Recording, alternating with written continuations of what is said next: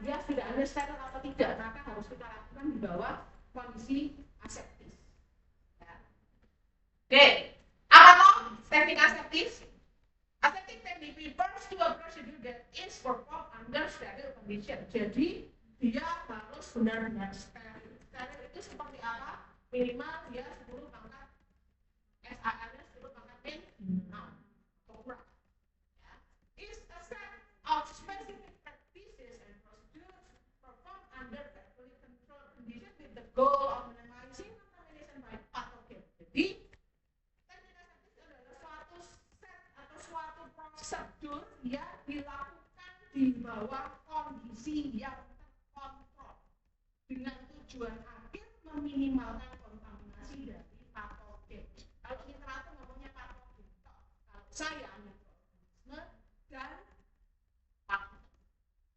partikel itu kalau tidak kita kendalikan dalam teknik aseptis, maka itu akan bisa menyebabkan emboli saat dia masuk ke dalam tubuh darah.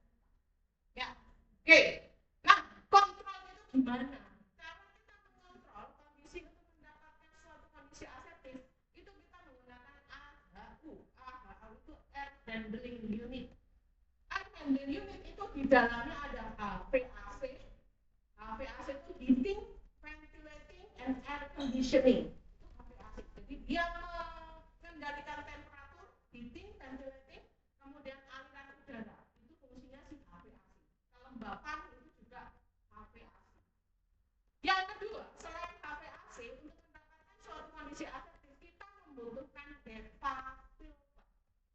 HEPA filter kepanjangannya High Efficiency Particulate Air. HEPA filter. Selain dua ini, untuk mendukung HEPA filter ini, dia jadi HVAC untuk mengendalikan mikroorganismenya. Temperaturnya dikendalikan, kelembapannya dikendalikan supaya bakteri tidak bintangnya cepat banget. Kemarin sudah kita pelajari temperatur 37 bakteri paling bagus tumbuh. Terus apa lagi? Kelembapan di atas 20% bakteri ber. Maka kita kendalikan ruangannya dengan HVAC itu temperatur dan kelembapannya sesuai dengan peraturan masing-masing kelas ruangan di CPOP. Jadi nanti di industri farmasi itu ada kelas A, B, C, D. Masing-masing ruangan punya persyaratan temperatur, punya persyaratan kelembapan, punya persyaratan batas minimal mikroba dan partikel yang boleh ada. Masing-masing ruangan berbeda persyaratannya. Di CPOP ada semua. Nanti di PPT juga ada. Ya. Oke, jadi kontrol HVAC itu untuk mengendalikan mikroorganismenya. Kalau HEPA filter itu untuk mengendalikan partikelnya. Nah, HEPA filter ini dibantu oleh pre-filter, medium filter, sama air damper. Tidak akan ada gambarnya ya, gambar. Ada pre-filter, jadi udara itu masuk pre-filter dulu. Kencang enggaknya udara masuk itu diatur oleh air damper. Air damper itu kayak kerannya udara. Kalau kerannya dibuka maka aliran udaranya kencang. Kalau kerannya agak dikecilin maka agak kecil. Nah, aliran udara ini akan mempengaruhi tekanan di dalam ruang produksi. Ternyata tekanan itu harus kita kendalikan. Kenapa?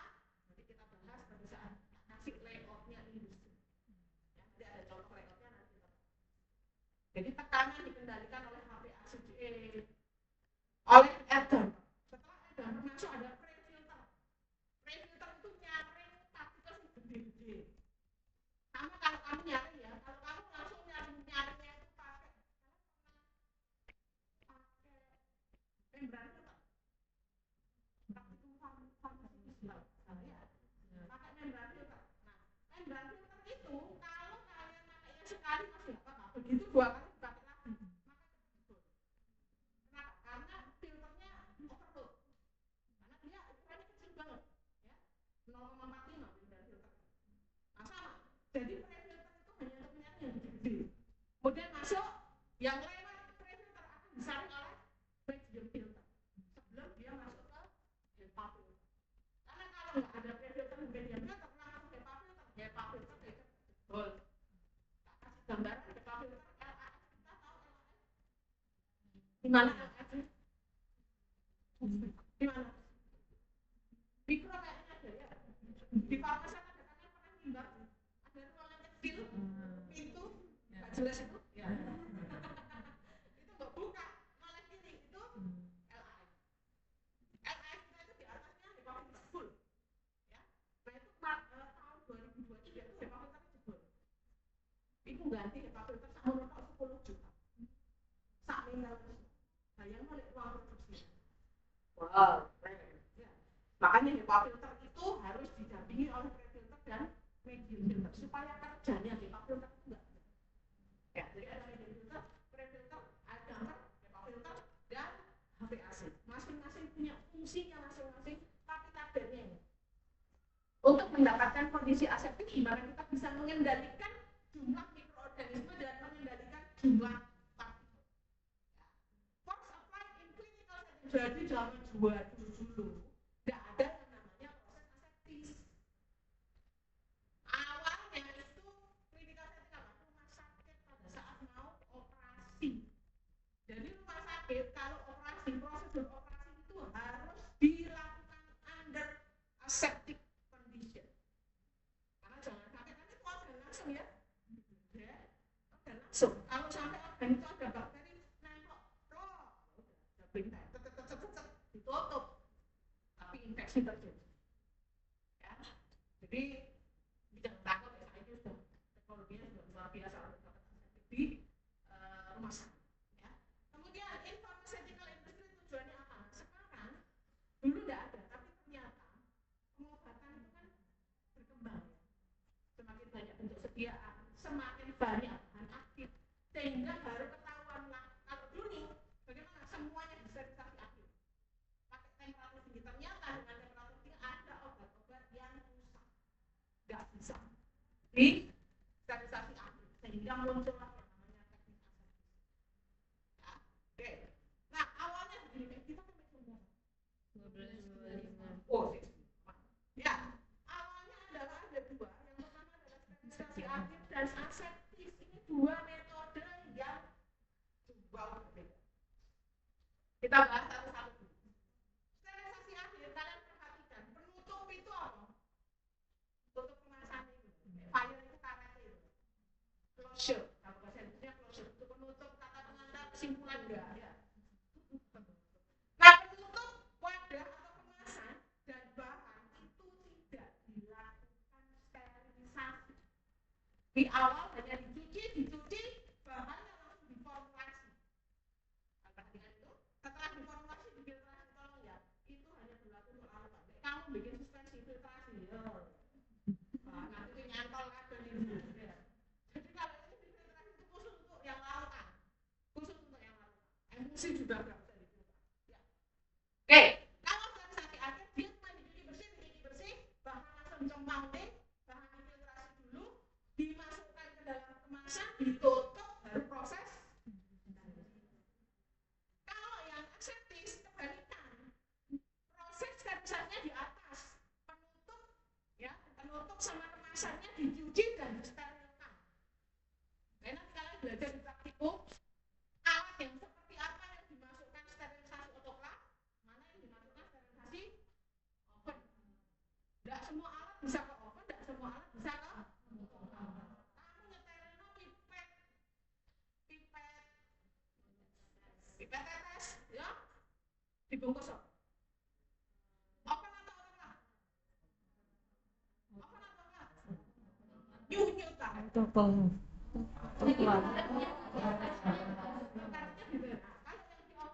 Dibongkar pakai apa? Sampai rekamin masuk oven obong 180 derajat rekamin kosong ya. Kalau ya laptop pakai sudah rangkap berapa? Kenapa harus rangkap 2? Ya, jadi jangan jawab supaya steril. Jawaban supaya steril rangkap 5. Enggak.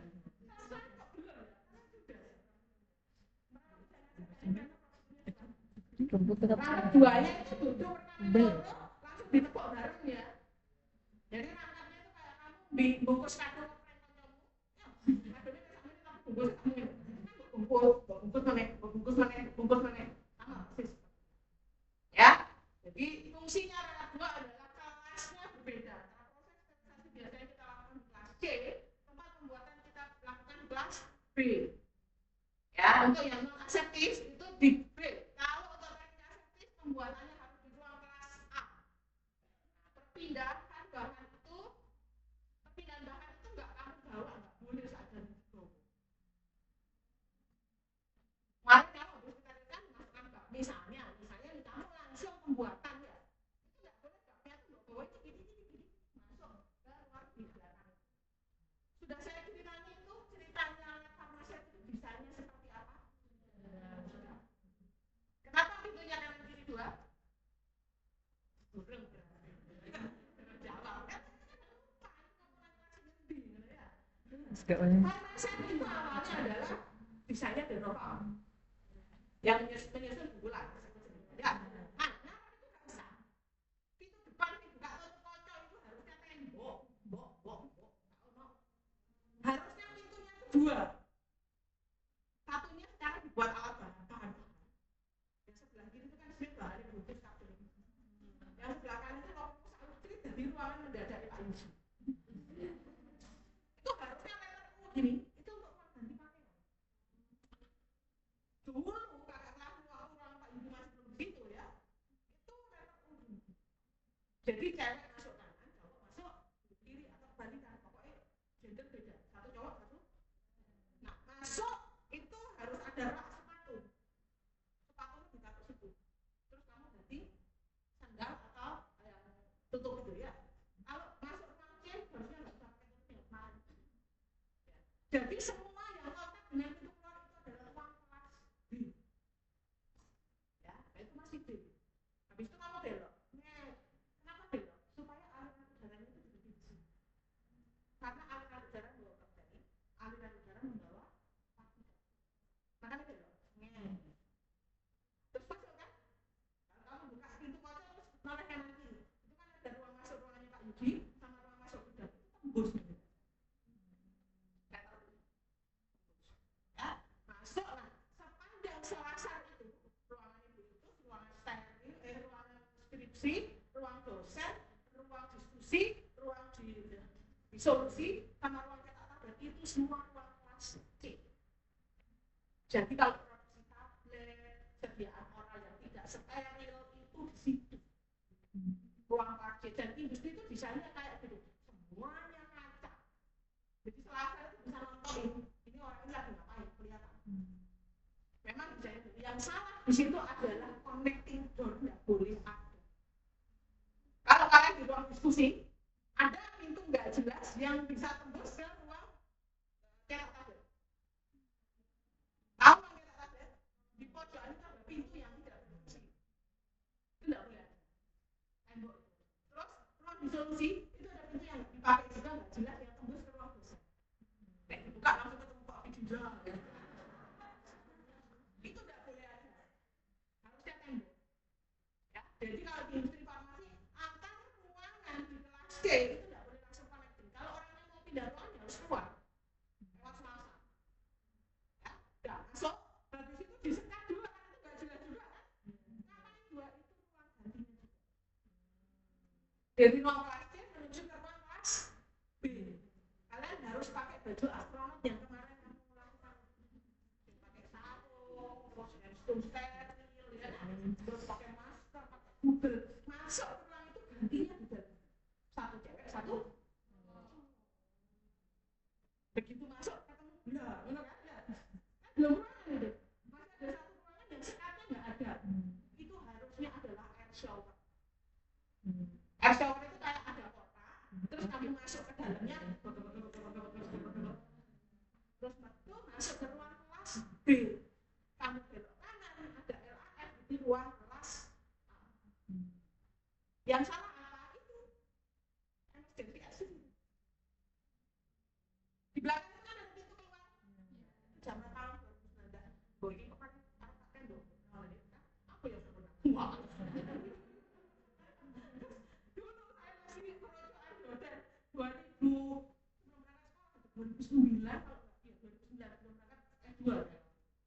Saya pimpinan kenapa di waktu itu buat ditutup di tembok aja. Kenapa? Karena itu nggak ada fungsinya, malah itu bikin LAS-nya jebol. Karena partikel mikroba masuk semua. Begitu ada dinyalakan disedot loh. Udara kotor itu kan disedot sama LAS. Jawabannya apa? Oh nggak bisa Bu. Itu adalah emergency exit. Saya di kerangkeng dikunci exit dari mana?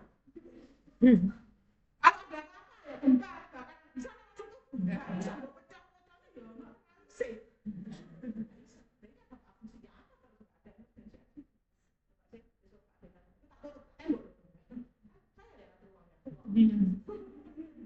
Jadi itu desainnya seperti itu. Nah kalau teknik aseptis kamu harus lakukan di ruang kelas B, ya. Tapi ruang kelas B-nya itu ada kelas A-nya. Sekarang kembali ke sini, ya. Pada saat menutup wadah kita sterilisasi bisa pakai autoclave, bisa pakai oven, tergantung kemasannya. Yang kita sterilkan itu karakteristiknya seperti apa? Bisakah dia panas kering? Kalau tidak bisa maka kita harus menggunakan panas. Bahan juga di mau pakai oven atau autoclave kita harus lihat karakteristik bahannya dulu. Itu kortison kalau tapi terakhir yang bikin suspensi itu kamu pakai teknik aseptis. Jadi kita tanya, CNCNA disterilkan pakai apa? Kenapa? Aku sih.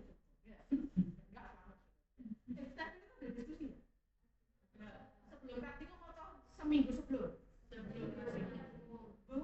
Bisa.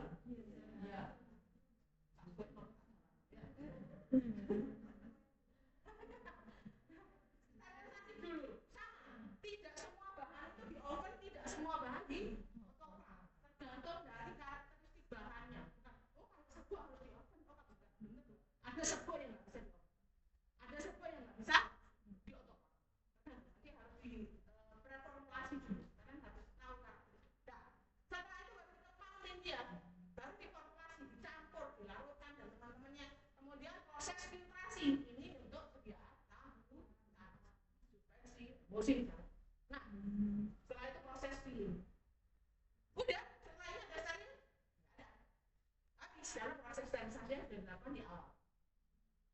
Masing-masing punya kelemahan. Kelemahannya itu masing-masing teknik ini punya kelemahan. Kelemahannya apa? Nggak ada sterilisasi Bu di awalnya Bu. Kalau tidak kan ini juga disterilisasi. So, masalahnya di mana? Masalahnya ada. Misalnya saya punya produk A, punya produk B. Produk A itu bioburdennya 500. Produk B bioburdennya 1000. Saya sterilkan dengan metode yang sama, temperatur yang sama, waktu yang sama. Lebih steril sendiri.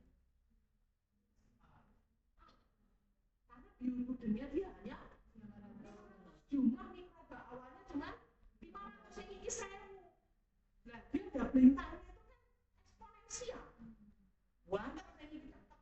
Kalau setahun terus kontaminasi, ini masih bisa lama. Pak. Kelemahannya ini adalah kita nggak ngerti bioburden awal dari kemasan, penutup dan bahan yang kita gunakan. Kalau dia besar banget, maka walaupun sudah proses sterilisasi, bisa kemungkinan nilai sal itu nggak dipenuhi. Kalau ini kelemahannya apa? Anda tuh bioburdennya bagus banget karena sudah disterilkan di awal. Kelemahannya apa? Yang aseptis. Pada saat proses filling itu ya, sediaannya ketemu sama peralatan lain, nggak cuma sama penutup wadah, sediaannya ketemu sama personel. Kalau ada kontaminasi di proses filling, maka kita tidak bisa ngapa-ngapain, langsung jadi final product dan dia akan terjadi kontaminasi. Sehingga sekarang dua metode itu jadi semua sediaan steril. Kemarin waktu kita itu kan tahun 2024 ada praktisi mengajar untuk farmasi industri sama steril. Waktu itu steril diajar oleh 3 praktisi, kelas A, kelas B, kelas D. Dari Otsuka 2 orang, dari Midatra 1 orang. Otsuka sama Midatra itu sing gawe sediaan terus kamu masuk rumah sakit delok enak. Mereka suka udah terang. Itu kualitasnya. Mereka memang concernnya di sediaan ya. Pokoknya suatu tak saya suka. Ya mulai dulu, merah-merah itu ya. Saya ngobrol sama praktisinya. Masalah teknik asal. Jawabannya ini, Bu, sekarang BPOM itu nggak mau. Kalau sediaan itu nggak ada sertifikasi akhir. Loh, terus dia Pak? Jadi walaupun dia sudah berfiltrasi, tetap kita harus sterilkan di bawah suhu 100 derajat Celcius. Paham? Jadi setelah proses itu selalu di endingnya harus ada sterilisasi. Jadi ini di blending sekarang. Jadi semua sediaan steril, baik itu yang sterilisasi dengan sterilisasi ada dengan suhu temperatur di atas 100 derajat maupun di bawah 100 derajat, semua bahan penutup dan kemasannya harus dalam kondisi steril. Jadi bedanya apa Bu? Bedanya hanya temperatur yang digunakan pada saat proses sterilisasi. Kalau sediaannya sterilisasi akhir maka temperaturnya bisa 180 atau 121. Tapi kalau yang ini kasus-kasus tadi ya, obatnya tidak tahan terhadap pemanasan, disterilisasi dengan metode filtrasi, ya. Untuk proses tes sterilitas itu dia proses sterilisasinya di bawah 100 derajat Celcius. Jadi hanya itu pembedaannya. Sekarang seperti itu. Ya. Oke. Persyaratannya apa saja? Melakukan teknik aseptik yang pertama adalah bahan awal, bahan baku, kemasan. Bahan baku sama bahan baku itu ada dua, bahan excipient dan bahan aktif harus steril, disterilkan di awal seperti tadi ya. Kemudian yang kedua peralatan dan kemasan juga harus steril, termasuk pakaian personel. Pakaian yang kamu pakai itu harus disterilkan. Dan di industri farmasi pegawai tidak boleh bawa pulang baju steril. Semuanya ditaruh di laundry-nya industri dan di laundry oleh industrinya dan disterilkan oleh industri. Jadi industri hanya punya satu lantai itu khusus pencucian dan sterilisasi baju yang akan digunakan untuk sterilisasi di packing sehingga dia tetap steril pada saat didistribusikan ke ruangan-ruangan produksi. Ya. Yang kedua, lingkungan produksi harus terkontrol atau kita gunakan clean room. Yang tadi saya bilang AHU itu adalah kondisi clean room. Yang terakhir teknik sterilisasi yang sesuai kita harus siapkan. Mau di atas 100 derajat, mau di bawah 100 derajat. Kalau aseptik sebenarnya dia di bawah 100 derajat. Yang terakhir adalah personel harus terlatih dan harus disiplin. Balik mereka nanti jangan kasih contohnya personel itu harus gini. Jadi benar-benar harus personel yang terlatih. Nah, yang pertama tekniknya. Aturan dasar bekerja teknik aseptik adalah no touch teknik. Artinya no touch teknik apa? Hindari sentuhan dengan peralatan yang kontak langsung dengan sediaan ataupun bahan bakunya. Nanti kalau praktikum selanjutnya bikin apa? Formulasi apa? Kali deh. Kali Bu. Apa? Infus KTL. Infus KTL berarti kamu harus nimbang KTL. KTL itu serbuk. Nimbang untuk steril nggak boleh pakai kertas perkamen. Karena kertas perkamen nggak bisa disterilkan. Ya, kalau cuma disteril menulet-nulet dan sebagainya jelas. Maka lo pun nimbangnya pakai apa? Pakai kaca arloji. Tahu kaca arloji? Tahu bedanya dengan kawan? Tahu bedanya dengan petri? Tahu. Mbok semester piro ya? Nulis di buku ala tulis petri padahal cukup cawan ya Tuhan Gusti. Cawan karo petri waduh soror. Iki kok pinjem anak kok ono petri dia pamasan dari petri kan enggak ada. Ya maksudnya dia adalah maksud ya. Oke, jadi harus pakai kaca arloji. Nah, nanti ada salah satu provinsi saya lupa. Kalian itu ada kaca arloji kecil, ada kaca arloji gede. Hitungkan delokan formulamu. Kemarin pernah kejadian kalau kaca arloji kecil itu digawe nimbang bahkan sing uangnya uangnya itu. Nah, kalau notas teknik berarti cawannya itu nggak boleh dimek-mek. Kamu pegang-pegang bagian yang kawan langsung dengan sebutnya. Terus dia buknya kaca arloji ngene. Boleh. Boleh Bu pegang bokongnya, boleh. Coba bokongnya koncom.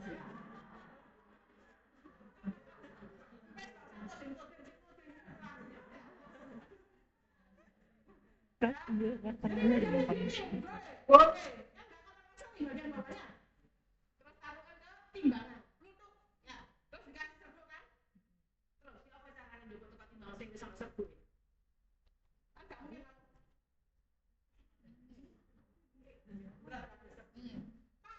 pinset. Jadi gunanya pinset itu ya bukan pinset itu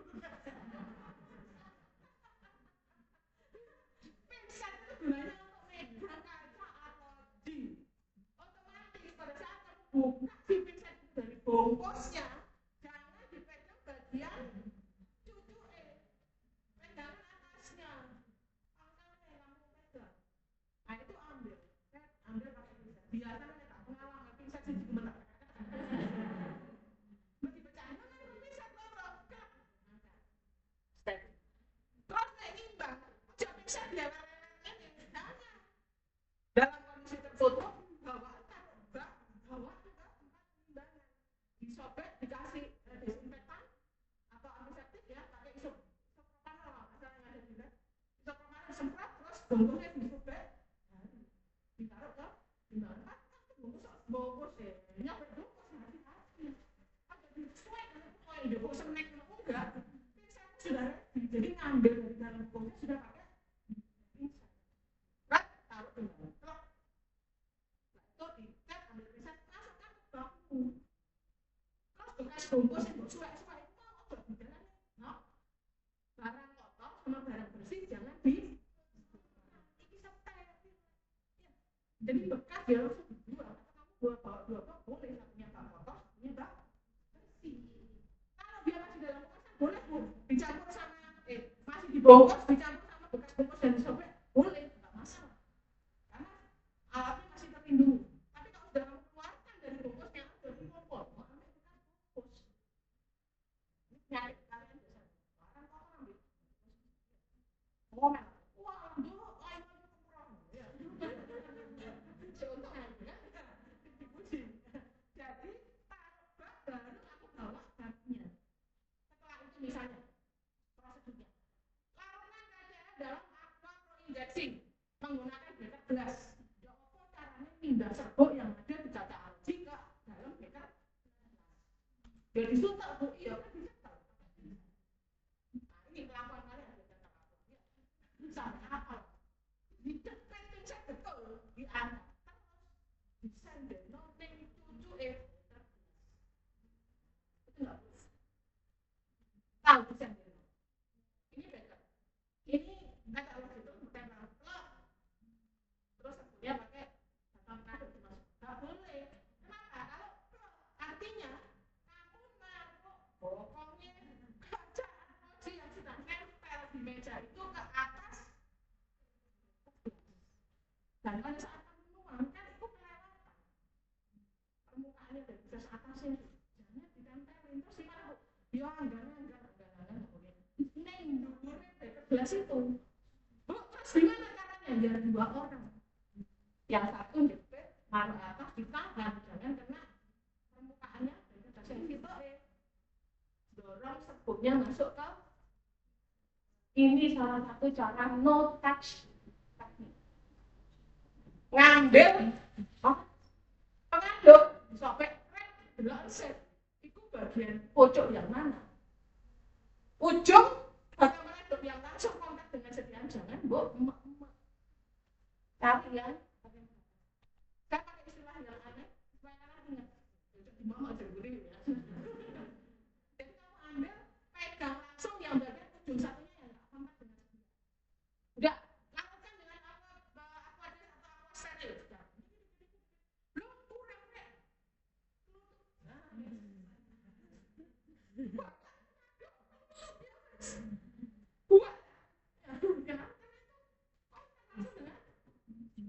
terus dia bu ya setelono atau kamu siap satu beker gelas tempat dia naruh batang pengaduk dan beker gelasnya harus hati-hati pada saat kalian kerja harus benar-benar no touch teknik satu kelompok saya nggak tahu sekarang kalau dulu satu kelompok 6-5 orang yang kerja cuma 2 setiap satu yang lainnya malah duduk manis lihat temannya kerja yang di atas meja hanya 2 orang satu kerja Fitur bisa pembantu sesnya. Jadi susahnya itu kadang-kadang apa? Bagian UPI, bagian nyiapkan alat. Ya. Yang kedua gangguan aliran belum itu tidak. Gangguan aliran udara jadi kalian bergerak dulu. Itu ada aliran. Terus apa hubungannya Bu? Si bakteri dan partikel itu paling suka dengan permukaan. Walaupun meja, setiap kali kalian kerja steril, pertama kali harus dilakukan meja itu semprot. Itu gunanya di lab belakang itu mejanya dari kaca. Karena digunakan untuk praktikum steril harus disemprot isopropil alkohol, terus dilap. Ngelapnya jangan balik. Nanti bakteri yang singgung corona, ini. Pasti ya Bu, satu sisi lepas. Terus ngelapnya nggak pakai lap yang warnanya sudah apa hijau kuning coklat sengaja untuk farmakologi fitoterapi ngapa itu mesti baru virusnya terkontrol juga. Jadi kalau dulu saya jadi PJN saya lihat ada lap contohnya pengen keluar kaca loh nggak akan keluar beli lap pusing nih tadi ini nyolong tekan gini. Oke jadi dilap idealnya harus menggunakan kasa steril atau yang sudah steril ya idealnya. Tapi kamu pakai tisu boleh sudah. Pakai tisu boleh, boleh. Ojo facial tisu. Nyantol tapi partikel. Pernah punya facial tisu? Tisu saya kalau kena air terus merpel gitu kan. Terus pakai tisu apa Bu? Tisu toilet. Ojo juga tekok toilet. Emosi dah. Tisu toilet enggak ada terus kayak ya. Tapi ngomong, jadian dijual lab itu import ke 3 lab. Teknisnya import sama saya. Dia lihat mahasiswa itu praktikum sama penelitian itu njopok tisu tekok toilet sakit blok bisa terus aku di konten itu terus apa yang saya ngomong sama Pak Ari lama-lama jadi seperti itu gak pakai tisu toilet dosen itu setiap bulan kasih 2 tisu masing-masing mahasiswa nggak dulu nggak ada iya colong lalu kita semua iya kalau saya harus menyediakan tisu praktikum tambah yuk katanya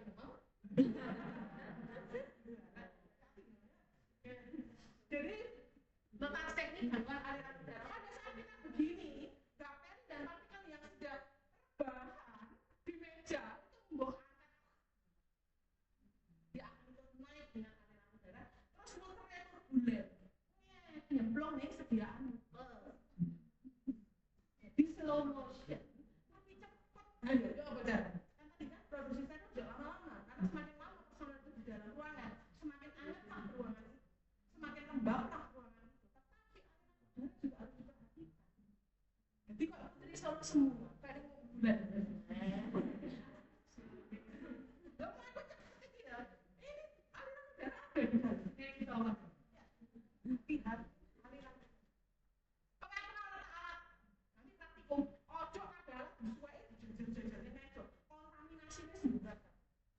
yang dibuka dari bonggolnya hanya yang akan di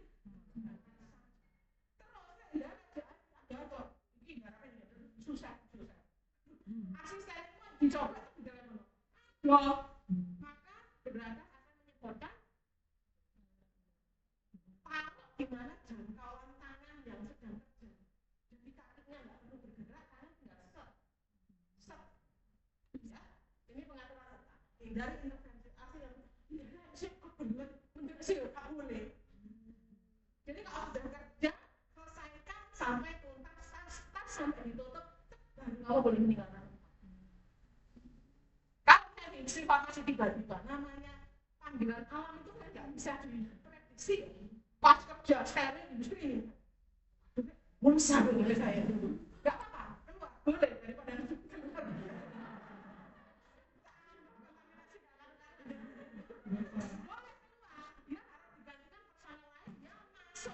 Memenuhi prosedur kayak cuci tangan gosok kanan gosok kiri gosok atas gosok sini disemprot terus ya harus mengikuti prosedur itu.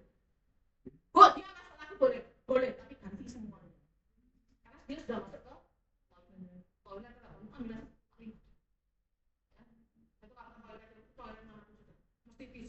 jujur nih proses nih ya proses nanti satu proses terus jujur nyok baru loh satu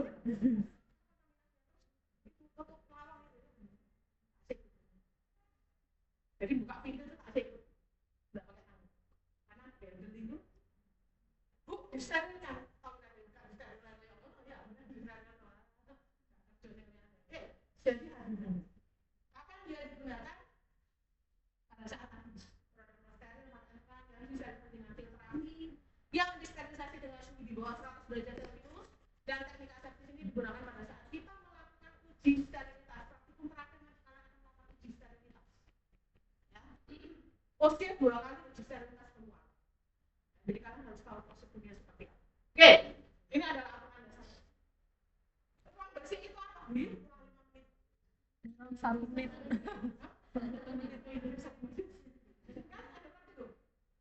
Ada kuliah apa? Terakhir nanti selanjutnya tak kasihkan suara budaya hari dari Sabtu paling lambat dari Sabtu tak kirim PPT sama LKM 1 dan LKM 2 langsung tak gabung dikumpulkan setelah UTS oke hari ya buat UTS kok bunga tidak panjangan oke ruang bersih atau perlu itu terkontrol tadi sudah saya jelaskan menggunakan air handling unit juga sudah saya jelaskan oke kemudian dari yang kontrol temperatur RH itu apa? Relative humidity tekanan dan partikel ini yang kita atur sistem tata udara mengatur temperatur RH membakar tekanan udara dan partikel itu kebersihan macamnya ada 3 non unidirectional type unidirectional type sama mixed flow type ini gambarnya industri farmasi ini laundry-nya dia industri ya ini yang tadi saya ngomong air shower masuk ini air shower nah ini astronot kalian kemana di astronot ya terus ini adalah ruang kelas B itu ada di mana di dalam ruangan itu ada ruang kelas A atau kita sebut sebagai laminar air flow itu laminar air flow yang ada orangnya tuh lampu yang nguruk itu ruang kelas A ruangan ini otomatis disebut sebagai ruang kelas B pasti nah ini adalah selasanya saya bilang ada kaca sepanjang selasar ini pintu ruang kelasnya ini ruang kelas C biasanya yang ada selasar nah unidirectional type itu konvensional flow atau turbulent flow ada hanya satu atau lebih HEPA tetapi HEPA filternya itu tidak memenuhi ruangan HEPA filternya itu mati sebagai bagian sehingga alirannya akan turbulent tidak boleh lebih dari satu boleh pokoknya ya udara mengalir dari HEPA filter dan seterusnya ini gambarnya ya saya jelaskan secara singkat bedanya di situ bedanya adalah pengaturan HEPA-nya ini gambar saya dulu saya sendiri ya gambar saya sendiri tapi di internet ternyata ada tapi bintik-bintik itu menunjukkan adanya bakteri dan partikel titik-titik ini udara kotor yang ini ada udara bersih nah ini kotor meneh nah ini bagian lantai meja personel dipenuhi dengan partikel dan bakteri ya ini gambarannya turbulent sehingga kalau turbulent yang sudah diem di dalam di bawah itu bisa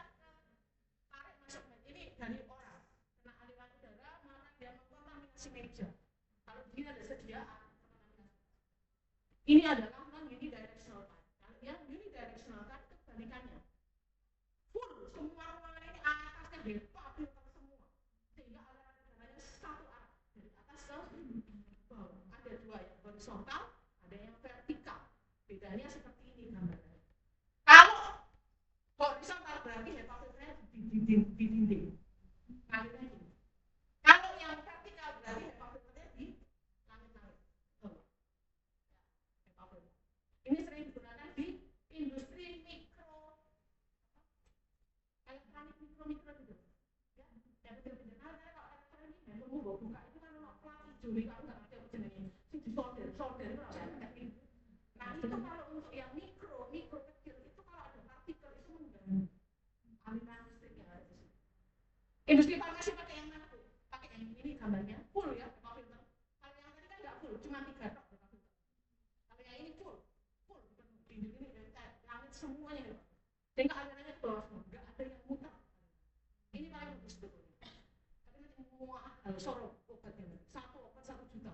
Wah. 5 dino 5 juta. BPJS potong ya. Nah, industri farmanya ini ada yang portable-nya. Yang kita sebut laminar airflow, LAF portable-nya yang horizontal, ada yang vertikalnya kita yang vertikal. Jadi yang letaknya di atas, bukan di samping. Nah, kalau mislola itu apa? Gabungan dari dua tipe.